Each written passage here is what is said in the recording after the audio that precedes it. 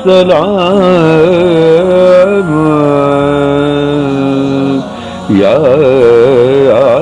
رمضان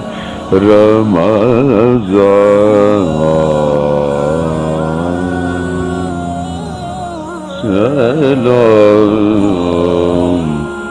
یا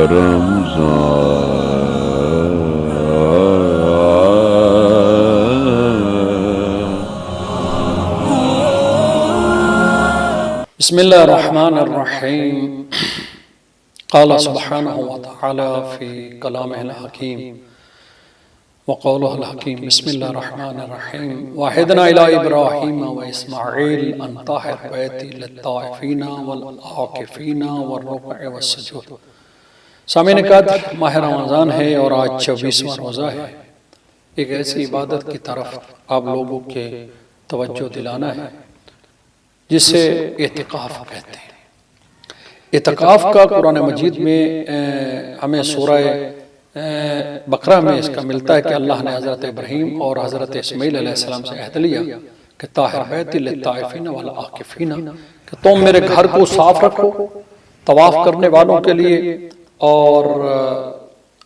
اعتکاف میں بیٹھنے والوں کے لیے۔ یہ آیت جو ہے ہمیں بتا رہی ہے کہ اعتکاف اللہ کی ایک عبادت ہے جس کو مسلمان کچھ جانتے ہیں کچھ نہیں جانتے، تو میں چاہتا ہوں کہ اس کے حوالے سے آپ کی خدمت میں عرض کروں۔ اعتکاف کے لفظی معنی ہیں ٹھہرنے کے، رکنے کے، کیونکہ اعتکاف کرنے والا اپنے آپ کو ایک خاص جگہ پر ٹھہرائے رکھتا ہے اور اعتکاف کیا جاتا ہے، یہ اس کو کہتے ہیں۔ اعتکاف ماہ رمضان میں ہی کیا جاتا ہے اور اس کے لیے کچھ شرائط بھی ہیں اور وہ میں آپ کے خدمت میں عرض کروں۔ پہلے اعتکاف کے فائدے، دو چار باتیں۔ اعتکاف کے کئی فائدے ہیں۔ اعتکاف ایک تو اللہ کو راضی کرنے اور اللہ کی بارگاہ میں بیٹھنے میں، اللہ کو خوش کرنے میں وسیلہ بنتا ہے۔ اعتکاف کی وجہ سے انسان خلوت میں اللہ سے باتیں کرتا ہے۔ اعتکاف کی حالت میں فرشتے ان کے مشابہت حاصل کرتے ہیں، اعتکاف کے ذریعے گناہ معاف ہوتے ہیں، اعتکاف کرنے والے گناہوں سے محفوظ ہو جاتا ہے اور اللہ تعالیٰ ان پہ فخر کرتا ہے۔ روایت میں ہے کہ ان للمساجد، مسجدوں کے لیے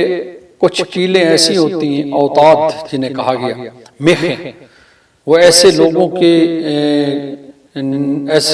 لوگوں کے ہم نشین فرشتے ہوتے ہیں۔ اگر یہ لوگ کبھی مسجد سے غائب ہو جائیں تو فرشتے ان کے لیے سوال کرتے ہیں، اگر وہ بیمار ہو تو عیادت کرتے ہیں۔ یہ وہ لوگ ہیں جو مسجدوں میں بیٹھ کر اعتکاف کرتے ہیں، تو اللہ تعالیٰ انہیں میخوں کی طرح کہا ہے کہ یہ مسجد کے میخوں کی طرح ہیں کہ اللہ کے گھر میں رہتے ہیں۔ اب ماہ رمضان میں اعتکاف ہوتا ہے اور مستحب یہ ہے کہ ماہ رمضان کے آخری عشرے میں اعتکاف کیا جائے، تو اس لیے حضرت امام جعفر صادق علیہ السلام نے فرمایا جب ماہ رمضان کا آخری عشرہ ہوتا تو رسول خدا مسجد میں اعتکاف بیٹھ جاتے اور ان کے لیے مسجد میں ایک بستر، ایک فرش رکھ دیا جاتا اور وہاں زیادہ وہ عبادت کرتے۔ قصہ مختصر یہ ہے کہ وہ اس عشرے میں زیادہ وقت مسجد میں گزارتے اعتکاف میں۔ تو اور بھی اسی طرح بہت ساری حدیثوں میں یہ ملتا ہے کہ ماہ رمضان کے عشرے میں اعتکاف بیٹھنا 2 حجوں اور 2 عمروں کے برابر ہے۔ یعنی ہم لوگ تو توجہ نہیں دیتے، امام فرما رہے ہیں کہ جو شخص ماہ رمضان کے آخری عشرے میں مسجد میں اعتکاف بیٹھے اسے 2 حج اور 2 عمر کے برابر ثواب ملتا ہے۔ اسی طرح اور بھی بہت ساری حدیثیں معصوم فرماتے ہیں کہ ہمیں بھی تمام مومنین کو چاہیے کہ وہ مسجد میں اعتکاف بیٹھے، مسجد میں ماحول اچھا ہو اور بیماری کا خطرہ نہ ہو تو انسان کو اس میں اعتکاف میں بیٹھنا چاہیے۔ اور اعتکاف روزے کی حالت میں ہوتا ہے، اور اعتکاف مطلب یہ ہے کہ آپ نے اللہ کا مہمان بننا ہے، اور اللہ کے مہمان بننے کے لیے اللہ نے اللہ کے گھر میں ہی بیٹھنا ہے، اور اس میں زیادہ سے زیادہ اجر ہے۔ ظاہر ہے آپ مسجد میں بیٹھے گا،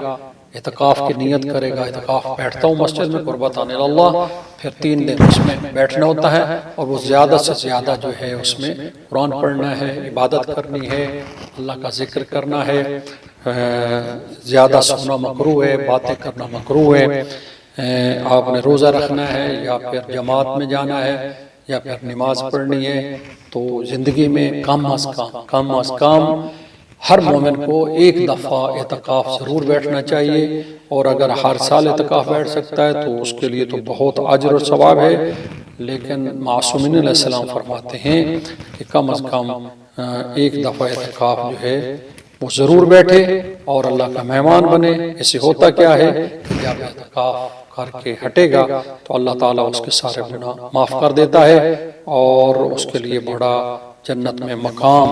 یعنی اسے اللہ تعالیٰ فرماتا ہے۔ اللہ تعالیٰ سے دعا ہے کہ اللہ تعالیٰ ہمیں اس عبادت کو کرنے کی توفیق عطا فرمائے، اور اس میں جس نے اب تک اعتکاف زندگی میں نہیں بیٹھا اسے چاہیے کہ وہ اعتکاف بیٹھے، اور خوشنودی خدا کے لیے، ایسا نہ ہو کہ وہ صرف شہرت کے لیے کہ یہ بندہ اعتکاف بیٹھا ہے، لوگ کہیں کہ یہ بڑا نیک ہے، پھر وہ لوگوں سے ہی اجر ملتا ہے۔ جو کام لوگوں کے لیے کیا جاتا ہے اللہ تعالیٰ بھی قیامت کا دن کہے گا جاؤ اسی سے اجر لو،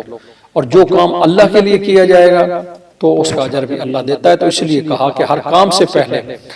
آپ یہ کرو، نیت کرنی چاہیے کہ میں قربتاً اللہ کر رہا ہوں، تاکہ وہ کام تو آپ کر ہی رہے ہیں وہ ضائع نہ ہو جائے۔ تو لہٰذا نماز پڑھنی ہے، قرآن پڑھنا ہے، یا تہجد پڑھنی ہے، کسی جنازے میں شرکت کرنی ہے، اعتکاف بیٹھنا ہے، تو سب کے لیے یہ نیت کرنی چاہیے کہ میں قربتاً اللہ، اللہ کی خوشنودی کے لیے، اور میں اللہ کی رضا پانے کے لیے، اللہ کے قریب ہونے کے لیے یہ عمل کرتا ہوں۔ لہٰذا اعتکاف بھی جو ہے وہ قربتاً اللہ کی نیت سے کرنا چاہیے۔ اور جب آپ اعتکاف بیٹھے ہوں تو ایک چیز خیال رہے، کیونکہ زمین کے اوپر اپنے گھروں سے بھی آپ باہر ہیں، یعنی اللہ کے گھر ہیں، تو تمام مسلمانوں کو اپنے دعاؤں میں یاد رکھیں،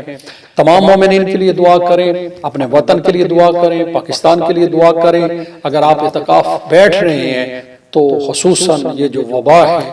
جس میں آج پورے انسان اس میں پھنس چکے ہیں، وہ یقیناً آپ کی دعاؤں سے اللہ تعالیٰ اس کو دور کرے گا، اس لیے کہ آپ سے بڑھ کر کوئی اللہ کے قریب نہیں ہے۔ آپ اللہ کے گھر میں بیٹھیں گے، اور جتنی دعا کر سکتے ہیں دعا کریں کہ اللہ اس وبا کو ختم فرمائے، بالخاص مسلمانوں پر رحم نازل فرمائے، اور ماہ مبارک کے حوالے، شب قدر کے حوالے اور اعتکاف میں بیٹھنے کے ساتھ اللہ تعالیٰ اس بیماری سے نجات عطا فرمائے۔ اور اللہ تعالیٰ جو بیمار ہو چکے ہیں ان کو بھی ہمیں نہیں بھولنا چاہیے، وہ ہمارے بھائی ہیں، مسلمان ہیں، ان کے لیے دعا فرمائے، اللہ انہیں شفا عطا فرمائے بحق محمد مصطفیٰ وآلہ الطیبین الطاہرین۔ والسلام علیکم ورحمۃ اللہ وبرکاتہ۔